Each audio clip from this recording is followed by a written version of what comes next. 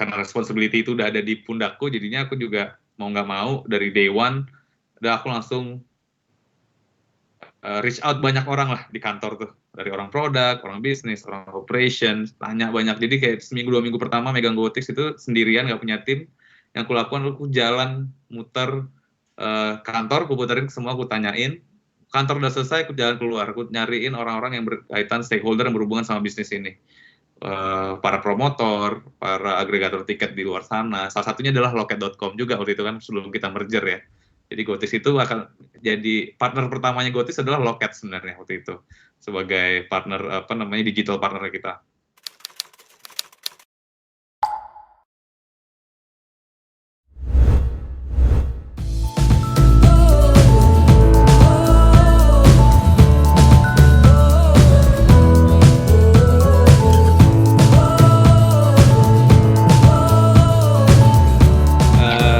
Aku itu lulus, aku kuliah di Bandung, ITB. Jurusanku adalah sekarang nama jurusannya Perencanaan Wilayah dan Kota. Dulu sebutannya Teknik Planologi. Aku lulus agak telat sebenarnya, nggak pas 4 tahun, tapi sekitar 4,5 hampir 5 tahun begitu, karena jarak wisudanya kan lumayan ada jarak, ada cycle-nya gitu ya, dan aku dapatnya kurang lebih 4,5 tahun. Lulus dari sana memang jujur waktu kuliah masih bingung gitu mau ngapain. Yang pasti di jurusanku tuh kebanyakan teman-temanku masuk ke pemerintahan kayak Bappenas gitu ya, atau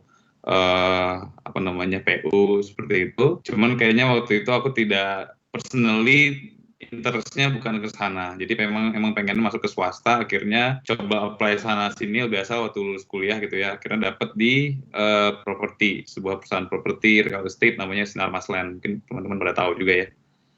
Di situ awal aku mulai karir, yang pasti itu masih berhubungan sama kuliahku ya. Karena aku adalah seorang urban planner, ketika aku masuk ke real estate, disiplinnya masih nyambung lah. Jadi aku masih mengerjakan hal yang mungkin sifatnya secara teori itu masih aku pergunakan sama bekerja, karena waktu itu aku sebagai market research and corporate strategy di Sinarmas, benar-benar belajar segala macam dari awal, namanya baru masuk kantor. Cuman akhirnya aku tidak bertahan lama sebenarnya di sana, cuma kurang lebih 1,5 tahun. Alasannya adalah emang pengen ngerasa tidak mungkin secara passion aja sih, passion dan secara ada sesuatu dalam diri aku ngerasa kayak aku kayaknya nggak cocok kerja di korporat nih. Waktu itu ngomongnya gitu ya, bukan spesifik ke perusahaan tapi kayak ke korporasinya. Akhirnya aku memutuskan buat resign karena ada plan mau S2, tapi aku belum dapat kampusnya udah dapat tapi belum dapat beasiswa. Jadi waktu aku resign aku masih coba sana sini nyari beasiswa, nggak dapat. Yang ada malah aku karena lagi waktu nyiapin beasiswa itu ketemu sama seorang teman suami istri, mereka membuat sebuah course, semacam course bahasa Inggris gitu ya. Cuman waktu itu mereka masih bikinnya private, tapi emang suasana yang dibangun selalu menarik menurut saya, menurut aku karena mereka membuat suasana itu selalu santai, tapi mereka punya kurikulum yang jelas. Tapi kayak misalnya selama private sama mereka tuh bisa dimanapun sambil santai gitu. Dan akhirnya karena seru ngobrol sama mereka dan cocok, akhirnya kita bangun bisnis bareng. Dari situ titiknya. Akhirnya aku nggak jadi kuliah S2, aku start di situ coba belajar bikin bisnis dari nol. Zero capital, kita nggak punya capital sama sekali. Benar-benar waktu itu aku cuma memang ya mungkin karena waktu itu masih bujangan, jadi nggak mikirin banyak hal gitu ya. Mikirin aja kayak udah, waktu itu aku spend waktu untuk benar-benar ekspor, membuat bisnis itu seperti apa, ngembangin bisnis model, terus trial error di sana sini ya. Long story short, kita menjalani banyak proses lah, naik turun, ditipu orang ada, terus bikin tim lumayan gede, tiba-tiba tengah jalan ada perpecahan, itu aku jalanin pasti. Dan sebenarnya ada masa-masa jayanya juga ketika kita dapat beberapa klien korporat waktu itu. Cuman pada saat itu aku ngerasa kayaknya pada sekitar tahun 2015-an, yang aku ngerasa kurang dari bisnis itu adalah sentuhan teknologinya waktu itu. Jadi yang pada akhirnya aku memutuskan kayaknya aku pengen belajar ke satu tempat kerja deh, yang mana bisa mengakselerasi knowledge aku di teknologi waktu itu. Karena itu yang pengen gue bawa di bisnis aku yang di bisnis edukasi bahasa Inggris ini. Terus pas banget waktu itu Gojek lagi naik daun banget dan lagi sebenarnya mungkin secara perusahaan belum naik daun ya, tapi secara brand lagi naik karena waktu itu lagi viral awal-awal Gojek muncul, bisa mesen makanan dan waktu itu beberapa artis pada ngepost kan. Akhirnya ada lowongan waktu itu masuk Gojek, udah nggak pakai mikir langsung aja pengen masuk, pengen belajar. Niat awalnya masuk Gojek juga benar-benar pengen belajar. Jadi mau bebas terserah posisinya apapun, aku nggak nuntut banyak gitu ya. Cuma lebih ke arah aku dapat kesempatan aku manfaatkan sebaik mungkin gitu. Itu awal karir aku masuk ke dunia teknologi yang benar-benar nggak ada hubungan sama kuliahku tuh sebenarnya. Jadi masuk ke Gojek 2015, masuk di masih kantor pertama, kayaknya itu kantor kedua deh, itu di Ciasem, masih dalam bentuk rumah 2 lantai, masih gabung sama CS dan gabung dengan 2 perusahaan lain, itu kayaknya kalau nggak salah perusahaan apa namanya, software house lah ya. Jadi rekanannya Gojek juga. Kita paling employee-nya nggak nyampe 200 orang untuk itu. Hari pertama nggak ada meja, kita dapat ruangannya kayak di gudang, jadi kita masuknya malah aku dapat kardus yang bisa aku jadiin alas. Terus seru sih, maksudnya minggu pertama itu ketemu Bapak Menteri kita ya, Pak Nadiem itu waktu itu masih setiap hari di kantor, ngobrol banyak, diskusi, ngasih inspirasi buat kita, dan ya udah itu awal berkarir di Gojek dan tech startup gitu. Role pertama aku adalah waktu itu sebagai business acquisition istilahnya. Ya sebutannya dulu business acquisition manager, yang pasti semua orang manager waktu itu karena organisasinya benar-benar baru dibentuk, jadi siapapun mau dapat title apapun itu nggak masalah, yang penting bisa mengakselerate proses lah waktu itu. Tapi yang aku lakukan adalah aku waktu itu bantu go live, masa-masa awalnya go live, yang mana waktu itu go live kan baru start dengan 3 service, massage, glam, sama go clean. Aku masuk tuh belum ada produknya, jadi kita baru start dengan 6 orang pertama. Jadi pas hari pertama masuk, pengalamanku adalah 2 minggu pertama aku masuk adalah aku nyari tukang pijat, muter keliling nyari tukang pijat. Itu pagi sampai siang itu udah pasti tuh jadwal datang ke kantor jam 8 jam 9 sampai makan siang muter. Yang pasti kena tolak-tolak sana sini, terus kena usir juga pernah karena kita dianggap mengambil talent dan lain-lain. Habis itu siang sampai kantor, kita mulai bahas terkait bisnis plan, gimana ngebangun bisnis plannya, bisnis proses. Habis maghrib lanjut lagi, malam itu kita bahas produk, user journey-nya seperti apa, terus mulai bikin wireframe dan lain-lain. Itu proses selama mungkin bulan-bulan awalku di Gojek dan masih sangat membara ya kerja, jadi kayak kerja sampai malam, pulang tengah malam berangkat lagi pagi, itu sesuatu yang menyenangkan banget sih waktu itu. Plus banget waktu itu perusahaan isinya anak muda semua, jadi kita punya energi yang luar biasa. Cuma selalu gitu ya, kalau anak muda energinya berlebih, cuman lack of experience, pasti banyak kesalahan, banyak error yang dilakukan. Tapi bersyukurnya waktu itu kita ada di perusahaan yang memang memberikan kita ruang untuk melakukan kesalahan. Jadi pada saat itu memang goalnya adalah untuk kita mengakselerasi, speed up lah semuanya, kita coba percepat karena memang waktu itu Gojek juga baru dapat pendanaan dan lain-lain. Kuncinya waktu itu dari CEO kita waktu itu selalu punya statement yang menyatakan ide lo selalu bisa dicuri orang gitu ya. Lo selalu punya ide dan ide lo gampang dicuri orang. Cuma yang nggak bisa dicuri orang adalah eksekusi lo. Eksekusi itu yang disebut adalah gimana kita speed up eksekusinya kita. Dengan kondisi yang waktu itu ruangnya masih sangat lebar untuk melakukan kesalahan, jadi kita hajar sana sini, cuman ya memang ada satu titik kita harus step back dan lihat, oh kita menyalahin aturan A, akhirnya kita ikut. Tapi dengan proses kita sudah stretch semua proses yang kita lakukan sendiri gitu. Jadi itu pengalaman yang luar biasa ya, awal-awal bulan di Gojek itu yang membuat mungkin mentality ataupun secara mindset itu mungkin merubah mindsetku sampai saat ini lah gitu ya. Oke, lanjut lagi habis dari go live masa-masa itu, akhirnya kita pindah ke Kemang, akhirnya aku dapat satu project waktu itu. Jadi memang pas aku di awal Gojek,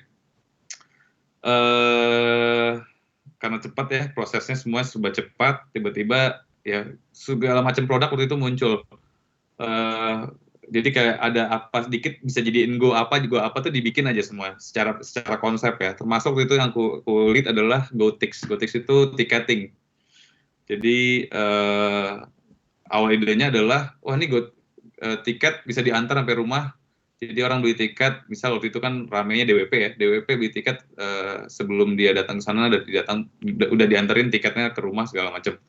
Akhirnya itu ide awalnya yang akhirnya berubah seiring jalannya waktu sebenarnya, karena kita akhirnya menemukan bahwa tiketing ya harusnya udah masuk ke full digital dan kita udah shifting nggak ada pakai delivery lagi. Itu sambil jalan ya. Cuman itu pertama kali aku di challenge sama sama manajemennya Gojek untuk kayak berani nggak nih ambil challenge ini gitu ya.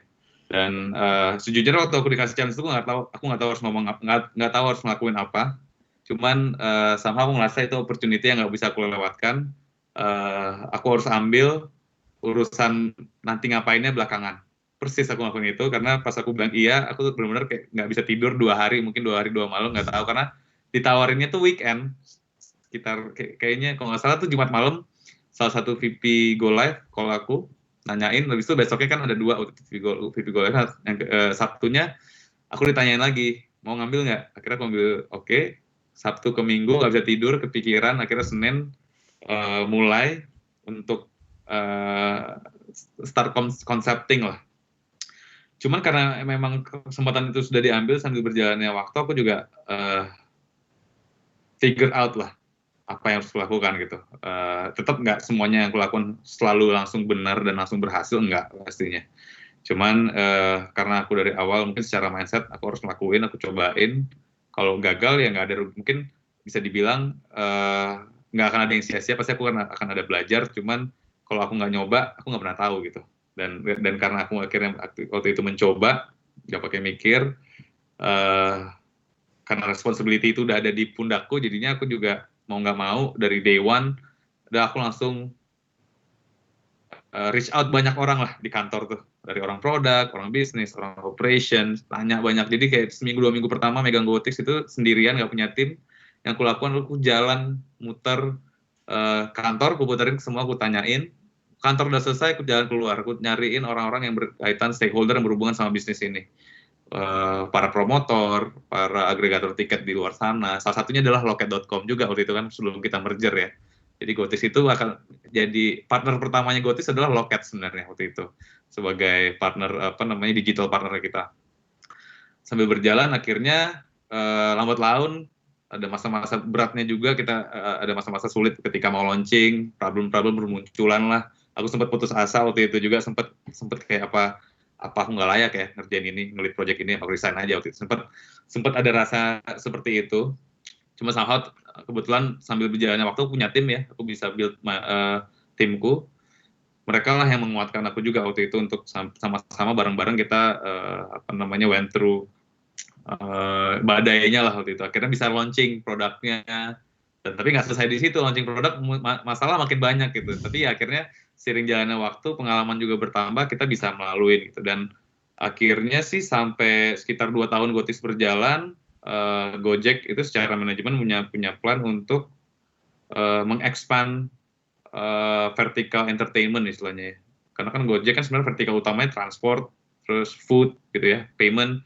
Nah, entertainment itu cuma ada GoTix, tapi supaya GoTix ini bisa terus berkembang, vertikalnya bisa terus di expand gitu ya, di extend juga, akhirnya memutuskan untuk mengakuisisi Loket bagian jadi grup Gojek dan merger GoTix dan Loket itu jadi merger dalam satu entity gitu ya.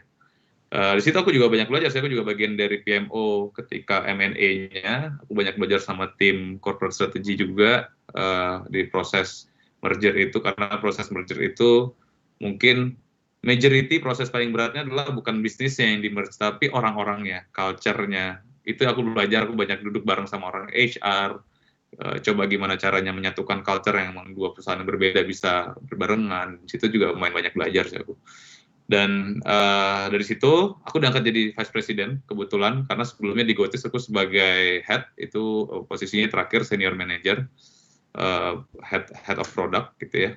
Tapi ketika masuk ke Loket, aku ditambahkan responsibility baru lagi, selain GoTix, aku juga harus handle Loket.com sebagai platform. Yang mana akhirnya kita bikin platform baru, Loket.com self-service kita sebutnya, Itu bagian dari produk yang pada saat itu aku lead juga, plus dengan operations juga.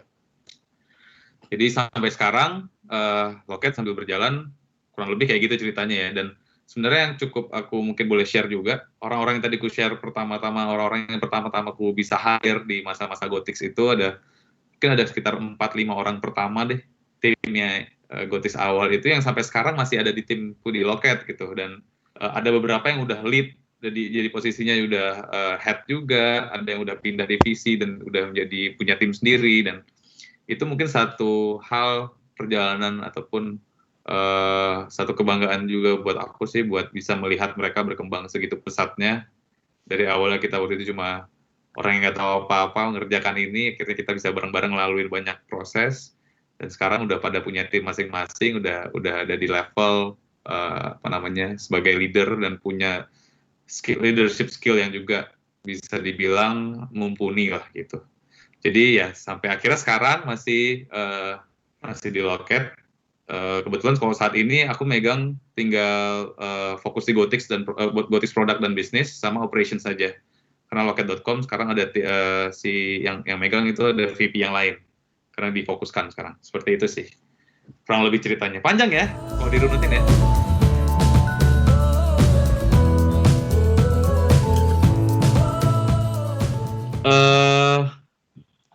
Nggak ada alasan spesifik sih sebenarnya dari apa masuk startup, karena waktu itu kita tuh belum mengenal istilah startup, bukan belum mengenal ya, istilah startupnya waktu aku gabung Gojek itu belum populer, belum overuse seperti sekarang gitu.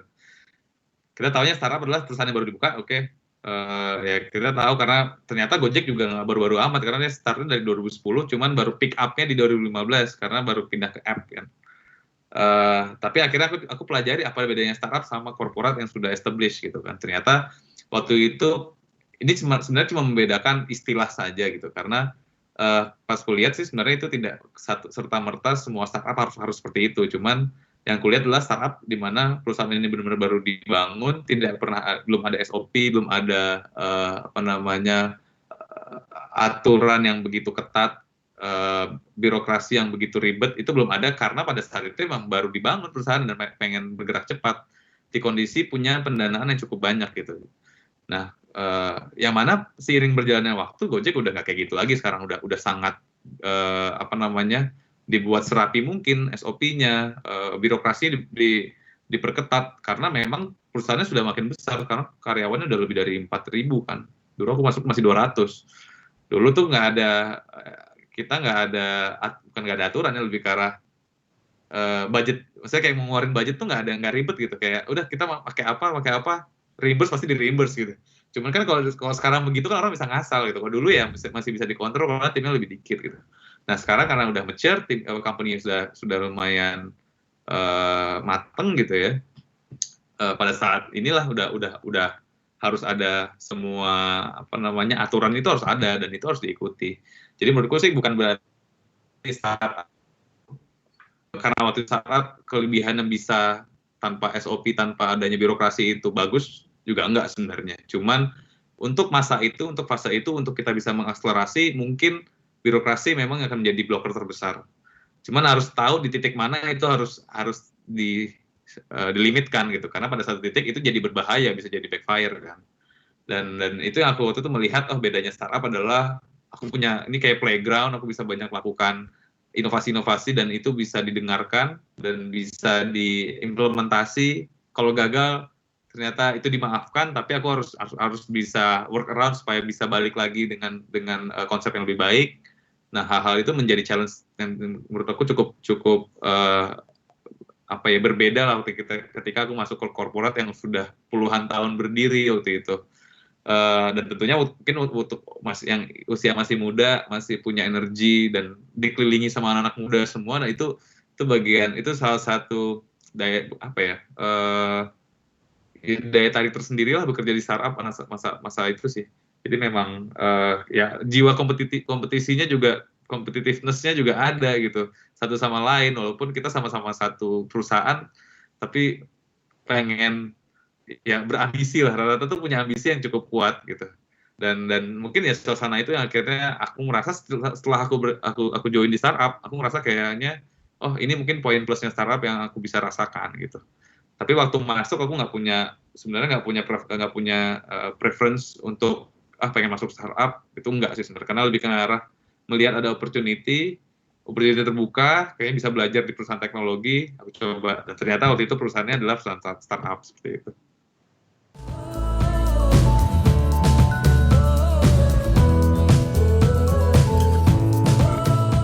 Mungkin terburuk dulu, kayak terburuk itu ketika ini mungkin berhubungan sama salah satu salah satu proses kerja yang kulakukan lah pada saat itu. Kita pernah, jadi ini di Gotix ya, di Gotix itu kita pernah sampai kejebolan, karena waktu itu Gotix adalah produk pertama yang menggunakan credit card, itu kena chargeback sekian M. Semua panik karena aku nggak tahu harus ngapain, karena waktu itu mandat yang aku dapatkan adalah, ini aku mungkin agak teknis ya, Gotix bagian dari Gojek itu harus super seamless prosesnya. Jadi kalau misalnya credit card, sebisa mungkin tidak pakai 3DS, tidak pakai secure OTP segala macam. Karena pengen waktu itu kan kita berkaca dengan Uber ya. Uber kan experience-nya seperti itu. Cuman Gotix itu berbeda secara produk dan secara ticket size. Ticket size harga tiketnya Gotix itu bisa sampai jutaan gitu kan. Yang mana ketika tidak ada secure si 3DS atau secure security systemnya untuk transaksi, itu gampang banget dijebol. Yang mana waktu itu karena aku iya aja, karena oh yaudah iya. Jadi aku merasa tidak memberikan challenge waktu itu ke leader aku bahkan waktu itu. Karena yang tahu case-nya sebenarnya aku tahu kondisi bisnis prosesnya seperti apa untuk spesifik bisnisnya tiketing ini. Tapi karena dia bilang nggak usah, harusnya credit card itu usernya Gojek tuh harus dibikin seseamless mungkin. Jadi credit card kalau bisa nggak ada 3DS segala macam. Karena kalau sifatnya transport ya nggak apa-apa, karena cuma belasan ribu gitu ya waktu itu, atau di bawah 10.000 bahkan. Nah, kalau tiket konser itu bisa jutaan, yang mana akhirnya aku iyain dalam sebulan kita kena chargeback sekian miliar, yang bikin lumayan waktu itu tersorot banget Gotix pada masa itu gitu. Dan itu pelajaran paling lumayan berharga. Mungkin salah satu momen terburuk juga, karena aku ngerasa itu kesalahan terbesar aku waktu itu, karena tidak benar-benar think through kenapa aku harusnya tetap memperjuangkan 3DS ini dari awal ada. Karena dari awal sebenarnya udah dibahas, cuma kayaknya karena aku kayak udah iya dah ngikutin deh ininya masukan dari manajemen waktu itu, akhirnya aku tidak mikir dua kali, langsung ya udah kita losin, nggak usah pakai 3DS. Dan sebulan kemudian kena chargeback, itu lumayan tuh credit card dari Honduras, credit card dari Afrika mana gitu, itu masuk lolos semua, dan itu semua carding, credit card palsu. Dan di situ mungkin aku banyak belajar lah, akhirnya ngambil keputusan itu benar-benar harus apalagi di posisi aku waktu itu, aku harus mulai melihat dari banyak perspektif, tetap harus bisa eksekusi cepat, cuman bagaimana caranya eksekusi cepat itu tetap punya consideration yang dalam gitu. Itu salah satu mungkin momen terburuknya ya, kalau berhubungan sama kerjaan. Terus momen terbaiknya apa ya? Yang tadi mungkin aku sampaikan ya, momen terbaiknya aku bisa melihat sekarang ini, aku bisa melihat tim yang aku hire di awal-awal, ya aku udah ngerasa kayak keluarga semua ya, mereka kayak temen lah ya, karena udah hampir 5,5 tahun bareng. Tapi yang kulihat sekarang mereka udah memimpin puluhan orang gitu, yang tadinya mereka sendiri masuk masih juga bareng-bareng belajar, mereka sekarang udah menjadi leader. At least sekarang ada 3-4 orang di timku masih stay di perusahaan yang sama, itu sudah menjadi leader leader untuk divisi dan departemennya masing-masing. Itu suatu kebanggaan buat aku sih. Mungkin itu salah satu momen terbaik sampai sekarang gitu. Itu momennya mungkin recurring ya, nggak satu titik, tapi aku melihat itu sebagai proses yang cukup membuat aku bahagia sih, seperti itu ya.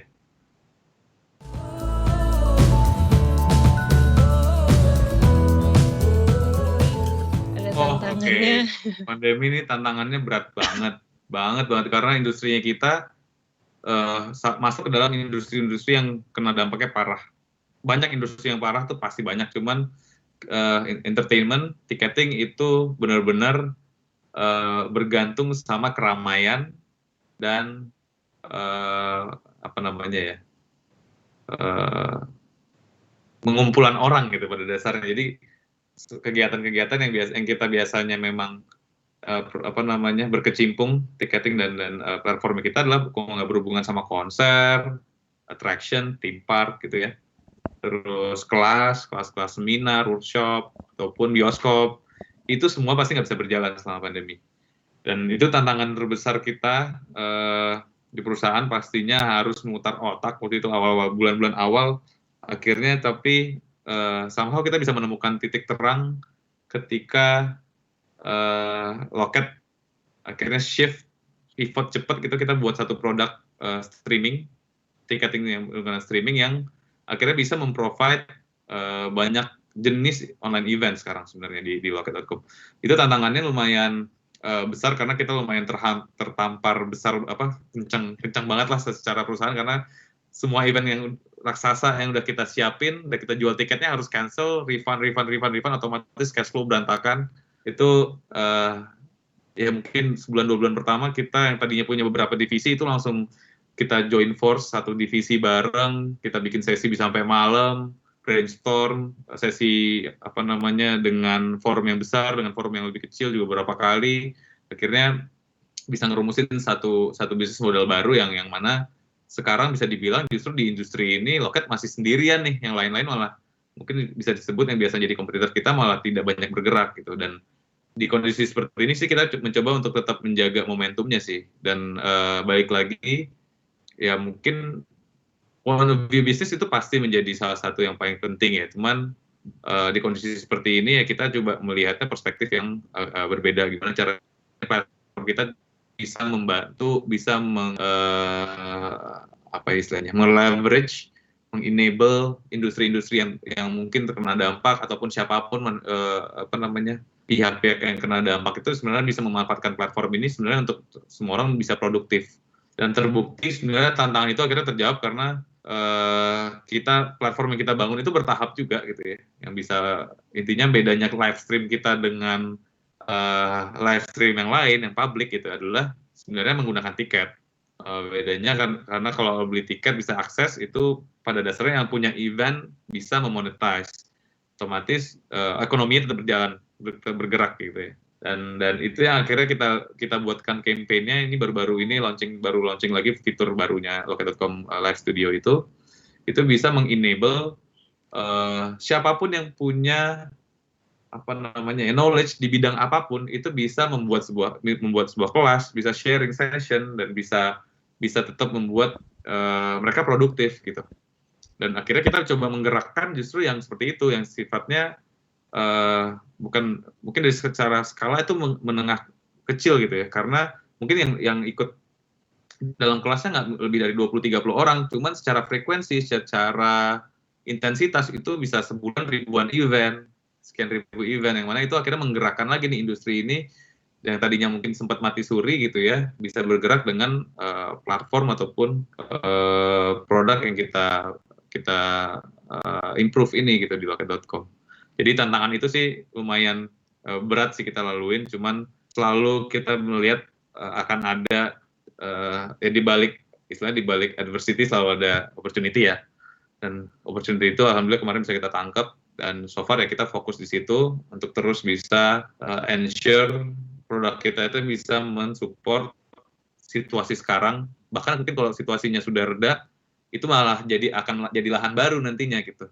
Itu sih arahnya seperti itu sih. Jadi memang tantangan secara kolektif ya. Tadi mungkin pertanyaannya adalah tantangan terbesarku adalah secara kolektif, secara tim, karena memang itu berat banget kemarin kita harus laluin sih.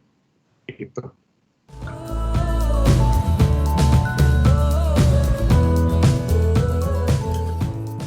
Nabi Muhammad sih. Standar. Itu pasti, karena itu adalah junjungan kita semua. Kalau misalnya dari sisi berkarir siapa ya? Yang pasti sih aku pasti look up to our former CEO yang sekarang jadi menteri ya, Bapak Nadiem Makarim, itu pasti, karena beliau memang aku tahu perjuangan beliau ketika awal-awal Gojek berjalan, ketika dia mencari orang-orang untuk mempercayai idenya itu sangat sulit. Tapi dia orang yang sangat pantang menyerah dan sangat